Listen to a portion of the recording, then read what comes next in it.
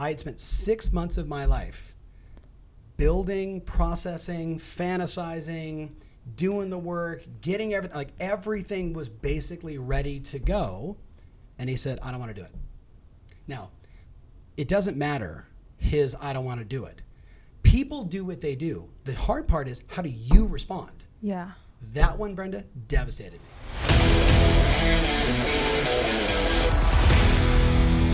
Hey, welcome back to the Tom Ferry Podcast Experience. As you know, I'm the podcast producer, Brenda Hernández Jaimes, and we're celebrating the 50th episode, and we're doing something different.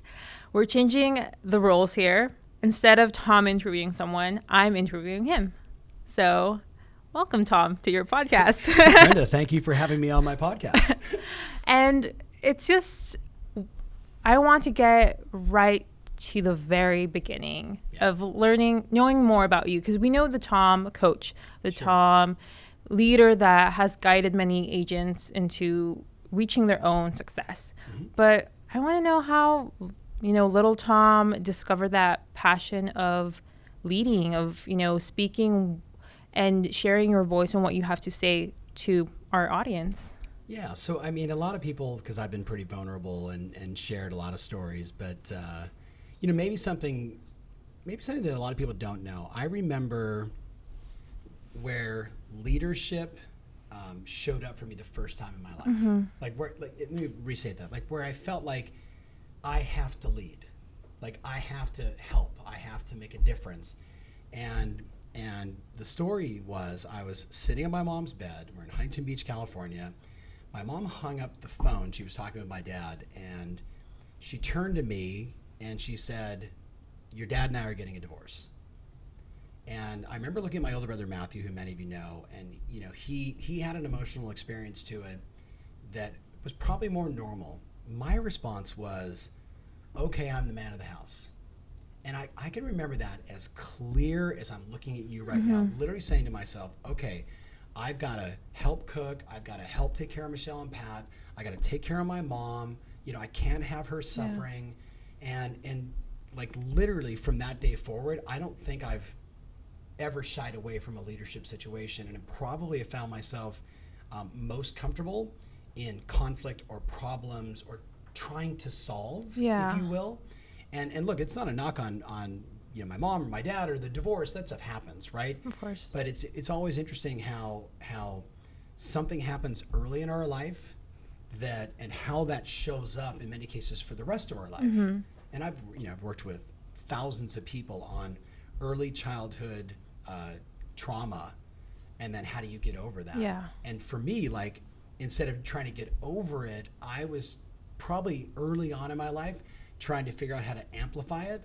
The problem is the way it showed up was, a mohawk and trying to convince all my friends that we should leave school and not come back and throw a party at your house, not my house, and, create a ruckus, which, even as, like certainly if my boys were listening, they would laugh and say, oh, Dad, you would never let us do that. And you're right. Even that was early signs of leadership. The ability to get your tribe to go take action, that was always fascinating to me.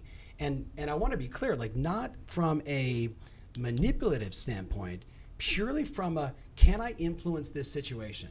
Can I show up to high school number 3 dressed in all black in a total beachy town, very cliquey Corona Del Mar high school, and infiltrate that scene without losing my identity? Like that was a fascinating thing for me to show up. And look, it's not that no one else wore black, but I wore only black.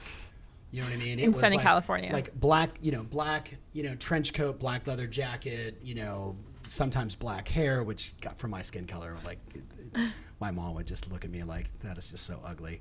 And it was. But even then it was interesting to try and figure out, like, how could I become friends with the president, the kids, whatever, president of the school, not Toby, Brian, and how could I connect with them and basically create a relationship when I was such visually an outcast, so completely the black sheep, the strange one at school, and still be able to build rapport and connect. Like all that stuff just was I don't know, it was always interesting to me. Yeah. Right. And so it's funny for me to think, as you ask that question, like how that showed up in every other area of my life, both personally and professionally.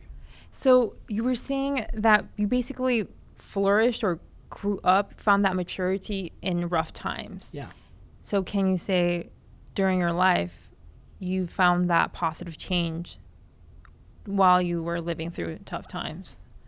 So I think the answer, and I certainly am not the first to say this. I think of one of my mentors, Mike Vance, would always say to me, "Everybody wants to have wisdom. Wisdom comes from pain and suffering and mistakes and experiences that didn't go your way."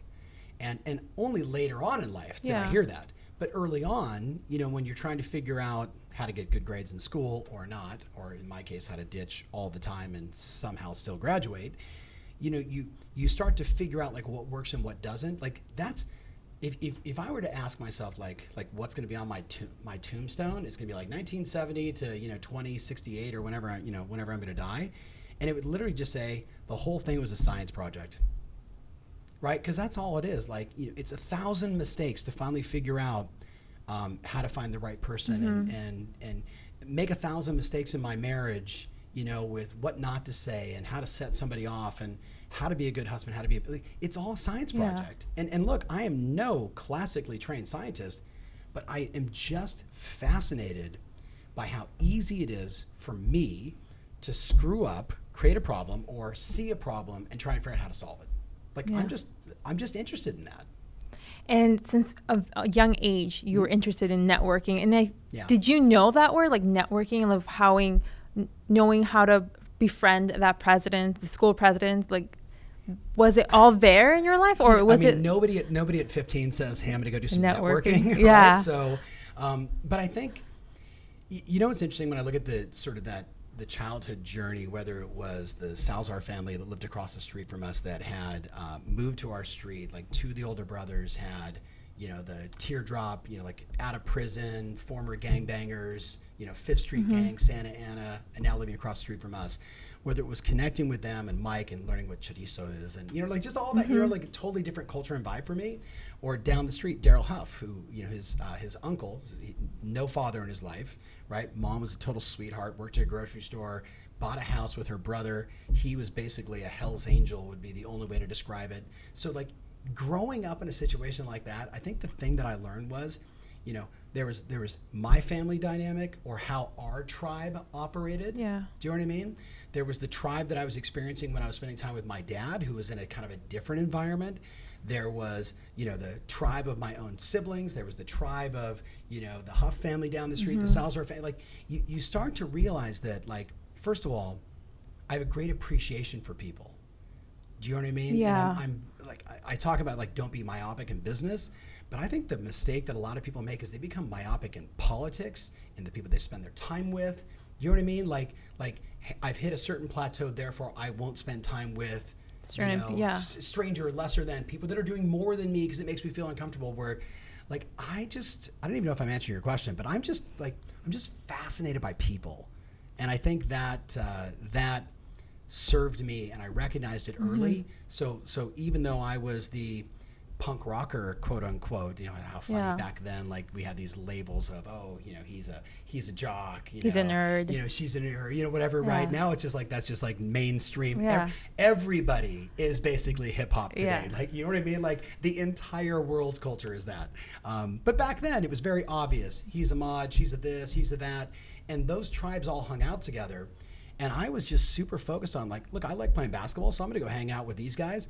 And like, I think one of the only classes I ever got an A in was musical appreciation. And that's only because my mom was such a huge fan of, like, Rodgers and Hammerstein and like all this, all this kind of 1940s, 1950s, 60s musicals. So I knew all that stuff. So I'd be inside this class with these hardcore musical appreciation kids. They'd see me and they would only think Sex Pistols, whatever, punk rock, yada, yada. And all of a sudden I could sing songs from Oklahoma, or I basically had memorized the entire album of Fiddler on the Roof. Suddenly you have a little rapport. Yeah. Do you know what I mean? And I think that's just, look, most of it was mistakes. I want to be very clear. Most of it was feeling regret. Oh my God, I totally screwed that up. But, you know, the more mistakes you make, like the more you kind of figure out A, like what works, and B, who you really are. You know what I mean? Like, and that's like, I can't even stress the importance of that, because we're in a culture today, people are just deathly afraid to screw up. And I just, you know, you think about like, I'm in a total tangent here, but it is your podcast, my show, something like that. I look at things in 10 and 20 year cycles.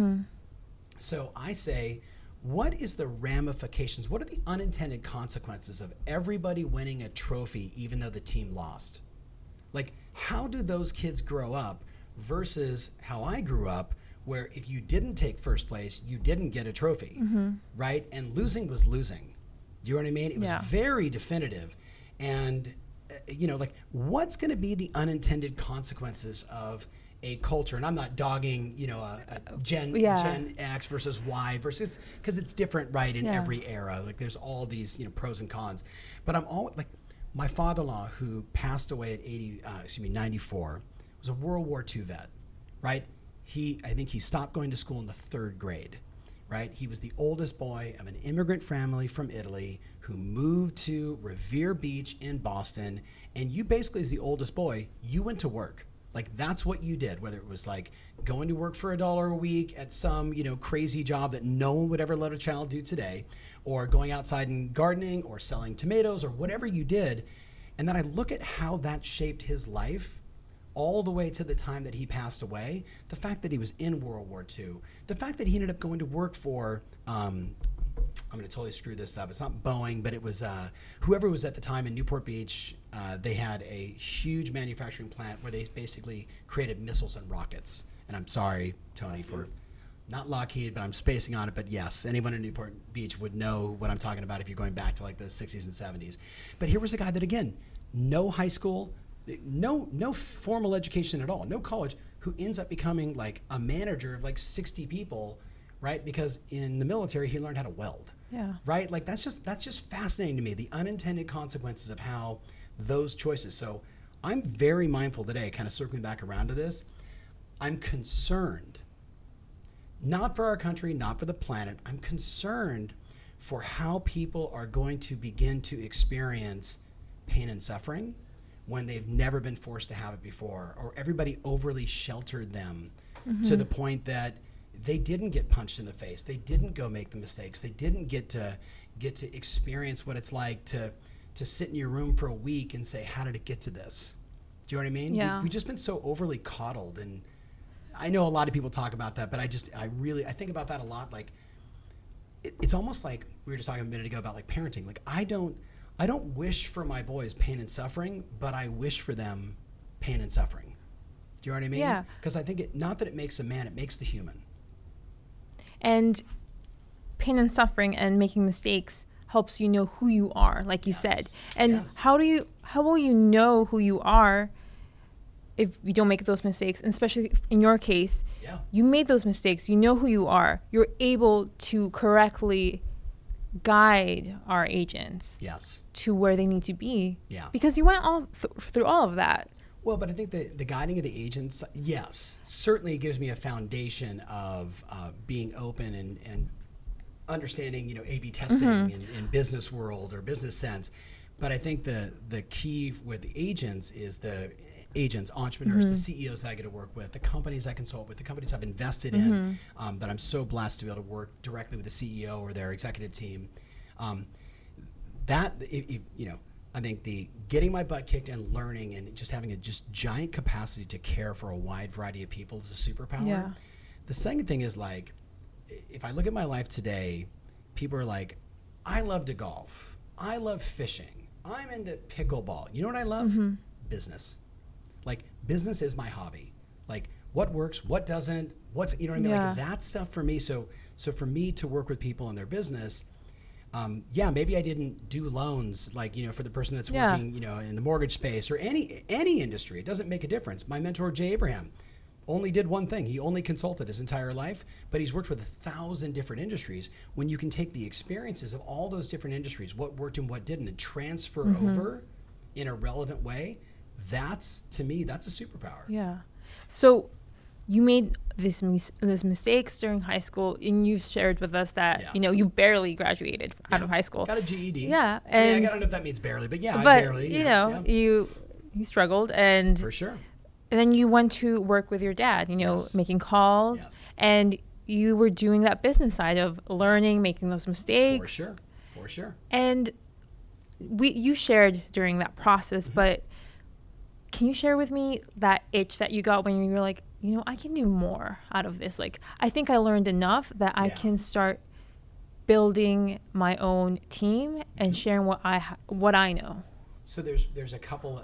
That's happened to me multiple times in my career where I felt like I had earned the right to then be able to go do or to be able to go share. As an example, I will tell you that when I first went to work for my dad, and listen, everybody knows who my dad is, and like he has a brand and I've got a brand, and then there's stories all around that, like whatever. Thank you for people that even gossip about it. Like it's awesome. That's great. But I'm gonna go have dinner with him tonight, so it's all good. So get this. I felt like I had I was working from midnight to 9 at a grocery store, and I remember looking to the right and looking to the left. It was like 3:00 in the morning, and seeing friends of mine that also worked there. And having the realization that I've already gone as far as I can go in this career, and I'm sure there was 8 million levels of management and all these other things I could have done, but the purple-haired kid with the earrings was probably not going to be put into management, and I didn't want to change at that time. So I had gone from grocery store clerk to literally basically stocking the liquor department to stocking like the entire store and being a part of that crew. I went from making $4 an hour to $12 an hour in a matter of months. Which, so I felt like I had evolved, but I also saw that I didn't want to be doing that when I was 25, 30, or 40, which were some of my contemporaries at that time. No knock on them. It just wasn't my path. Yeah. And that's when I started realizing, hey, you know what? Maybe he isn't just like this rich SOB. And I know he's tough and he's got this big personality, yada, yada, and he's a little demonstrative.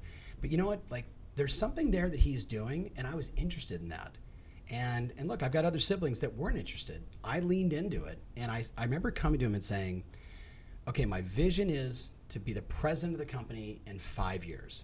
And I could just imagine one of my boys doing this with me now, and like how great that probably felt, and how completely freaking hysterical that, you know what I mean? Yeah. I'm like 19. I'm gonna run your company in 5 years. He's like, really? What do we do? And I'm like, I don't know. But I had taken one business class at OCC, my only month and a half of college, junior college, and I took business and accounting and philosophy because those things were interesting to me. And the business thing, all it basically did was break down, like, every business has an accounting department, has a logistical department, has a sales department, has a marketing department, has a, blah, blah, blah, right?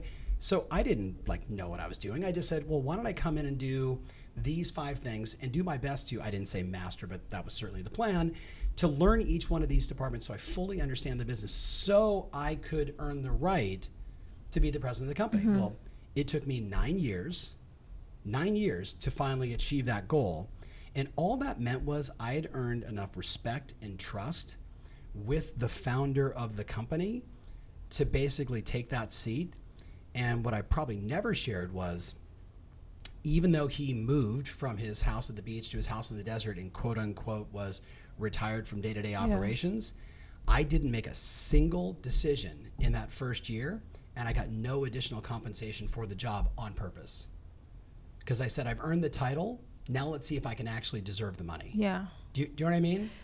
Like, it's so backwards, because being a CEO, how many times people walk up to me, and I'm not knocking it, it's just people walk up and say, hey, I'd like to do this job, and for that I want this. Yeah. I was like, hey, I want that job, but I recognize as much as I think I'm prepared for it, I know I'm not. It's like every president of the United States says, oh my God, I worked my face off to become the president, and then I got the job.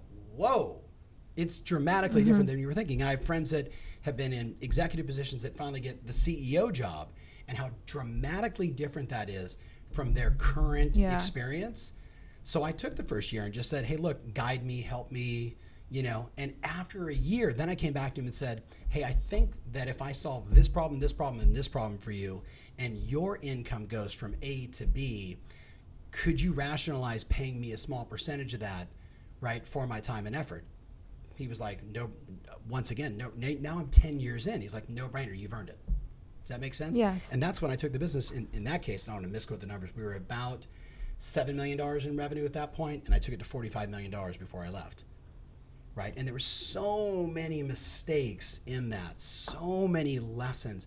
People, oh my God. Can you share one mistake and lesson? Oh gosh, there's like thousands.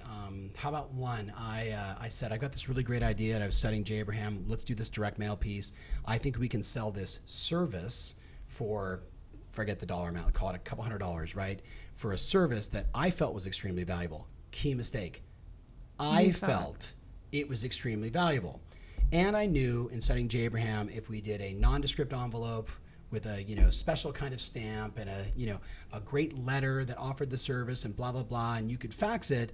And I convinced, at that time, the owner of the company, AKA Dad, let's send out to our entire mailing list 125,000 pieces. Everybody listening to this? 125,000 pieces as a test. Now, I know today that goes up there with a level of stunata in business. Like, that's an all-time high. You with me? But that one mistake taught me, we got, by the way, no sales from that. 125,000 direct mail pieces. I remember like sitting at the fax machine, right? Knowing that it's now hitting California, then Arizona, then right? Yeah. And watching it. Nothing. Come in the next night. Next morning, nothing. And literally 2 weeks go by, not a single sale. Figure out today the cost of 125,000 direct mail letters with a nondescript envelope and a hand-addressed, hand-stamped, all the things that we know working. It got opened. Yeah. I know it got opened, right? But you know what I didn't do? I didn't test. Why didn't I send 100 the first time? Why didn't I send 100 to people on the East Coast, 100 people in the Southeast, 100 people in the Midwest, 100 people in Toronto, 100 people in Vancouver, 100 people in California, and A-B, and figure out what was was the product market fit good, or was the real mistake that it was what I thought versus what does the customer think? And how do you rise from that mistake? Well, after you feel like business suicide is the only option, and that you're a total failure, and you go home and you cry to your spouse, which is what I did, and literally just said, I'm such an idiot. Then I called a mentor, in this case, Jay Abraham, and I said, Jay, this is what happened. This is what I did. And he said, Tom, why didn't you test 100? It was like, sometimes the Monday morning quarterback is a really easy position to be in business. It's very easy to call out somebody's mistake. How do you recover from it? You put in a new discipline. For me, it was like the new discipline was we don't do anything without a test. And whether that was I was super early. I built MikeFerry.com in 1995. I started doing email marketing in 95, 96, 97 when the open rates were off the charts. Myself and my team, we created some of the things that I see still being used today amongst every business coach, not just in the real estate space, every business coach. We were just early, crazy A/B testing everything. Most of it doesn't work. The stuff that works, it's interesting to see how it still shows up even today. And I feel like for many entrepreneurs, many people, you don't have to be in business. When, we make a mistake, our pride is crushed. Oh, God, yeah. So yeah. I just imagine you telling your dad, in 9 years, I'm going to be the president. The first year, don't pay me. Yeah. Don't raise my salary. And then making this mistake. Give me all the work and all the responsibility. And that was only one mistake that I made. There was a lot of mistakes. Yeah. How do you... and I know you tested, you later found a solution, right? But how do you get over it? Yeah, people don't get over it. So I'm going to give you guys a little hack. So I was very lucky in, I want to say, I don't remember what the year was, but it was super early that I met Tony Robbins for the first time. And I did not meet Tony Robbins that you know today. I met Tony Robbins before 30 Days to Personal Power, before the infomercials and all the early stuff that really put him on the map. And in watching some of the things that he was doing back then and the way he talked about it, he was like, hey, when I was selling tickets for Jim Rohn, that's what always shocks people, because Jim Rohn's a mentor to so many, and most people don't know that Tony actually was a ticket sales guy for Jim Rohn when he was 19, 20, 21.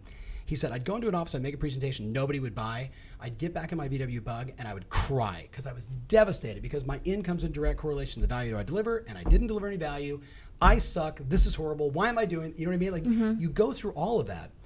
There is a hack, a technique in neurolinguistic programming where you can actually close your eyes, put the scene of you screwing up. Imagine like it's a visualization exercise where you put the scene of you screwing up on the big screen. And then basically what you do is you run it forwards and backwards over and over again. So the exact scene of you screwing up, making the mistake, you with me? You go forwards and backwards, then you change the brightness and the darkness of it, forwards and backwards. And when you go backwards, by the way, you actually make yourself sound like you're talking in reverse, right? Like reverse, backwards and forwards, color in and out. Then I would start pouring money on top of myself as if, even though I lost the sale and I totally screwed up and it was an epic disaster and I thought it was going to be the end of my life, I'd pour money over the top. I'd put rainbows over the top. My wife would come in and hug me. So basically what I did is I would take, anyone that's done this before, what you're doing is you're basically taking, this is a memory that I have where I completely emotionally attached myself to pain. And what I would do is I would erase that by taking now a new association to that memory so it goes away. Does that make sense? I mean, I'm taking a very simple yet complex tactic, and like that's how I get over stuff, right? Like even today, like I screw up all the time, right? I'll say the wrong thing. I'll you know, in my relationship with my friends, in business, from the stage, in a podcast, and I'll catch myself as we all do, and I'll say, oh God, I wish I didn't say that. Oh my God, how many people are going to listen to that? You know, like, and you do that. Well, the problem is when you, or at least for me, when I do that over and over again, it kills my confidence, it kills my mojo. And because I'm trying so many things and screwing up or really learning the lesson over and over again, that would be, I think for the average person, it would be debilitating. Where for me, like the really big stuff, I'll tell you another one. My dad calls me and he says, hey, there's a guy in Northern California, I think it was Santa Rosa, and he said he launched a product called 1-800-DENTIST. Now, for a lot of my friends out there listening, you might remember I think it actually still exists today. And he said, he said, I want you to go up there, figure out the model, understand what he's doing, because maybe we should do 1-800-REALTOR.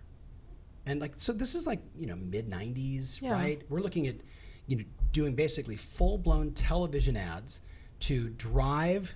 What's so amazing when I think about this is we passed on this, and you look at today at Zillow, Trulia, like Easy Knock, all these companies that are out doing this. Well, we were talking about doing it in the 90s because a lot of our friends were in the infomercial business, and we saw a gap. Like consumers in the 90s have just as much hardship as they have today in finding the right real estate agent. So he says, go up there, spend the time. I meet the guy. I got friends in Santa Rosa. We have fun, dinner, yada, yada. And I spent like 4 hours with this guy. And he basically was very honest. Hey, this is exactly how it works. This is the selection process. This is how many people we have in the call center, blah, blah, blah, blah. This is what we spend on the TV commercials. This is our da-da-da, A/B test, the whole 9 yards. I'm like, brilliant, got it. I put together a full proposal. I basically stopped being the day-to-day operations president of the company, which, by the way, while I'm doing this, I'm also leading a workshop that I do 20 times a year for the company, and I'm coaching 40 people. And I'm the president of the company in charge of strategy, finance, you know. I was doing a lot at that time, burning a lot of late night stuff. So we decided to do this. I work on it for 6 months. We get down to, we filmed the 2 commercials, right? I forget the name of the media buyer we were using. It'll hit me later. That'll be one of those things I'll be like, bugged by that again. We choose the media buyer who's going to basically say, okay, let's go now, take this and let's run it, not in California, New York, and like, 'cause you never start anything like this in television in major A markets because the cost is just bananas. So we're like, let's go to Tempe, Arizona, you know, let's go to Salem, Oregon. So we're like, I'm knee deep in saying, we're going to go lever up and get $30 million in basically money to spend on advertising, with the thought that if we could spend $1 and make $1.50, the arbitrage on that 50 cents at scale would be ginormous. And we were going to get our clients at the time all these listings in sales. Like checkmate, right? Like this is going to be rad. We're in Palm Desert, California, the Desert Springs Marriott. I have the contracts in front of me. I have everything ready to go. And I'm like, hey, it's not my money. It's your money. This is your business. Are you in? And he was like, I don't want to do it. I had spent 6 months of my life building, processing, fantasizing, doing the work, getting everything. Like everything was basically ready to go. And he said, I don't want to do it. Now, it doesn't matter his I don't want to do it. People do what they do. The hard part is, how do you respond? Yeah. That one, Brenda, devastated me. Because, I knew it was the right thing to do, right? But see, now I can say, look, would I want to put myself on the hook for a $30 million line of credit debt?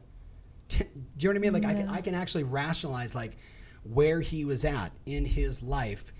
But again, it's not like, it's like when the person doesn't list the house with you or they choose not to buy from you. It's you, it's not them, right? It's how you respond. Like that's the game in life. Like take 100% responsibility for the joy, the happiness, the success, the well-being, the health, everything. Because from that standpoint, right, it doesn't mean you're not going to have other players and you're not going to have a team and you're not going to like work in this community. And by the way, you give all the credit to everybody else and you get none. Like that's how it, in my world, that's how it works. But by taking 100% responsibility, then I can learn from it. You know what I mean? But like, if he says no, what am I going to do? Make him wrong for the rest of my life? What am I going to do? Be that person that walks around saying, "Oh my God, let me tell you about this thing that we should have done it. Oh man, 20 years ago, I invented the photo that now Apple uses." Like you hear these people talk about that stuff all the time as if it happened to them. You with me? No, somebody else was just building their business and had a good idea and they just executed before you. That was it. Yeah. And in this case, there was no execution. So how did I get over that? You know what I did? I found 3 more meaningful projects and I dove back in. Now, there was an emotional wound. I did have to circle back many times. Are you sure you don't want to do this? Like, I mean, I really think it's a good, like, what about, is there another way that we could do it? From that, we created an early referral book. Now I'm really dating myself. So I still was able to get, what I wanted was to get my client's business, right? Like that's what I wanted, right? And I say my clients, it was his business, our clients, right? I wanted to get them business. So instead we created a referral book and I ended up interviewing all these agents and that became a whole other interesting thing that spun off for me what was a failure, right? Something that didn't go through, something that I wanted and planned for hardcore and it didn't happen. But I got another version of it, which is funny because one of my mentors always say, like, when you're writing your goals, you should write down, I'm committed to making $100,000 a year or something better. You with me? Yeah. So that or something better, like the essence of what I wanted happened, right? And it's funny that later on in life, I end up becoming friends with, Trulia and Zillow and, the chairman of Realtor.com is a dear friend of mine. And like, they're all doing that. So like, it's still like, I got to play a little bit in it, Yeah. And okay, when you said that he totally crushed the 6 months of you imagining how the project was going to be, I feel like a lot of agents, like once they have that, those clients like, oh, they imagine once they get that listing, once they get the money, or for people that are non-real estate, like, oh, I'm going to get that job. Oh, the dream of just getting into business. I'm going to make so much money and the man's never going to tell me what to do. Yeah. And then you get that no. Yeah. And you completely get that alternative life that you imagined crushed. Yeah. It's like almost like a funeral in a way. Yeah. And you dove like right into these projects, these other 3 projects. Yes. It's like the what is it called when you break up with somebody, the next person you date, the bounce back or whatever. What is it called? Rebound. Those are my rebound projects.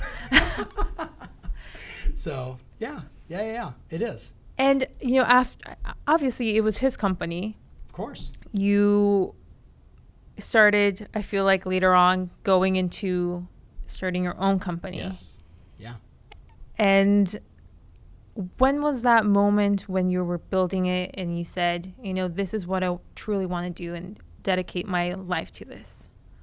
Obvious when you were in that moment, what was that experience that you were like, oh, I did the right decision of being here and doing this right now? yesterday. Yesterday? 16 years later. You know,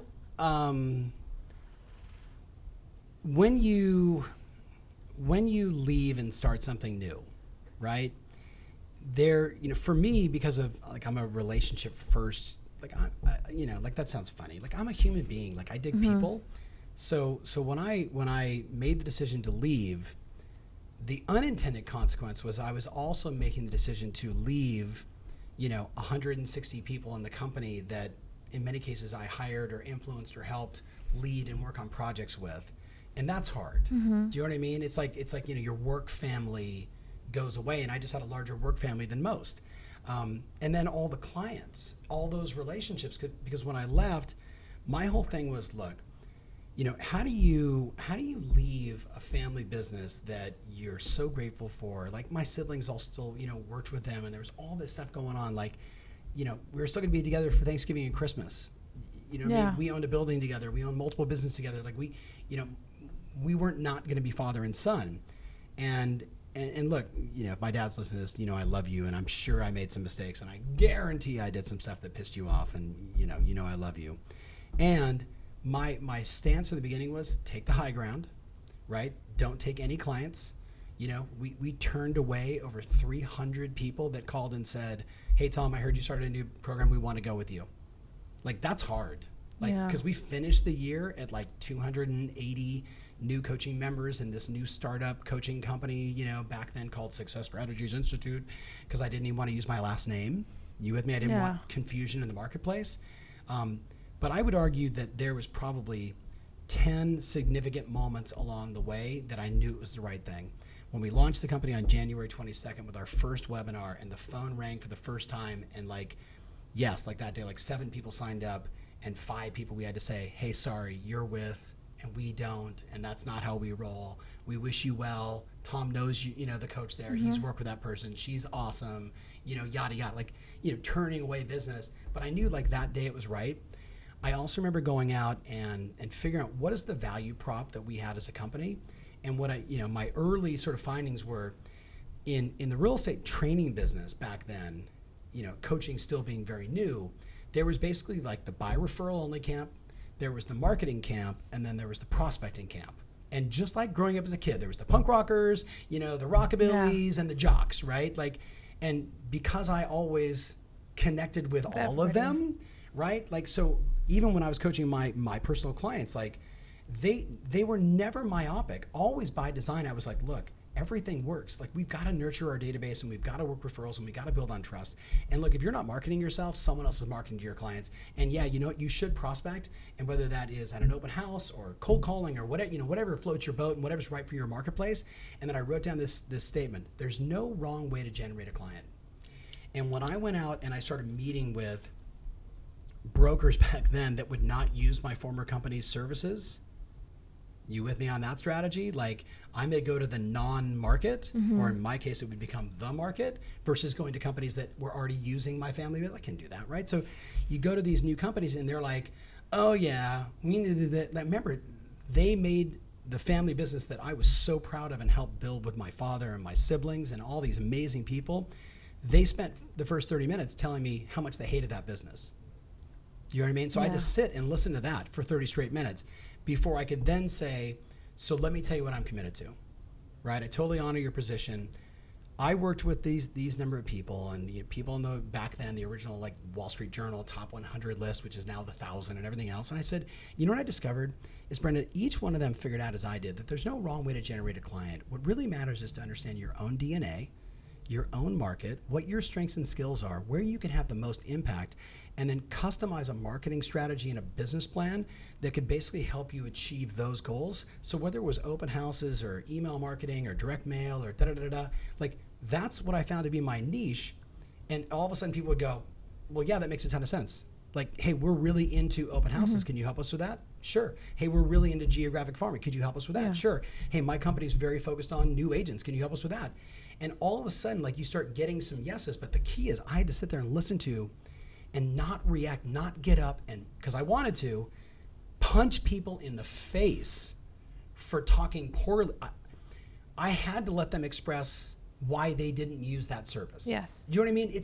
It's like sitting in front of a Republican as a Democrat and saying, so tell me why you're not a Democrat. You know what I mean? Like they're going to have their emotional, not logical, emotional stance and then some logic. I had to accept all of that and then say, now, can I share my position? And I knew as I was walking out of meetings and getting like more and more yeses and more consulting contracts and more relationships that flourish that are still clients and friends today, like people that I'm texting over Thanksgiving, man, thank you so much for being one of my first clients, and that stuff.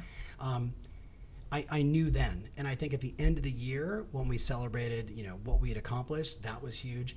Year 5, the entire market imploded, 2007, 8, 9, right? So I knew during those moments there was huge moments of success, helping people get REO accounts, being early and helping people figure out short sales, like, talking to people in 2009, 8 about video and YouTube and the power of it and how that was going to take over the world. And you know what I mean? So you get these little moments, and I think it's an important distinction for everybody. What if you took the time to write down the wins of your business career, right? Because it's easy.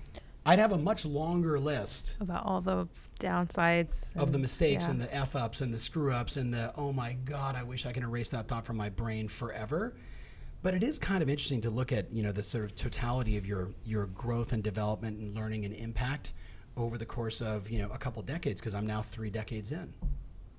Yeah. Am I the weirdest interview you've ever done? Because I talk way too much. No. I'm used to long interviews, and I love these. So, but I think our agents, our listeners can find value in this, and just meeting new clients, and letting them talk about why they didn't go with the other agents who might be their friends, and then knowing your brand voice, where you excel in the services. Yeah. Your unique factor. Yes. And then, but thank you for this interview, and thank you for this episode. I think knowing more about you before becoming, Tom Ferry. Yeah. I think all our listeners learned a lot about, that. overcoming those mistakes and just not dwelling in that past and those downsides. Yeah, for sure. And listen, my friends, we're all very blessed. So episode 50, thank you, Brenda, thank you, Tom, helping take the podcast to the next level. Super I'm fun. Really excited. I loved, by the way, the episode you and Courtney did talking about social media and some of the things that we're doing. So big shout out to Courtney, who over there has the look on her face like, please don't ever make me do that again. And to Tristan and to Brandon and to Kelsey and to Mark and to everybody on the team that contributes. So thank you. And listen, thank you, my friends, for just being a part of our ecosystem. You mean the world to me. I love you. Thank you. Let's go help lots of people. Cool. Thank you, Tom. Awesome.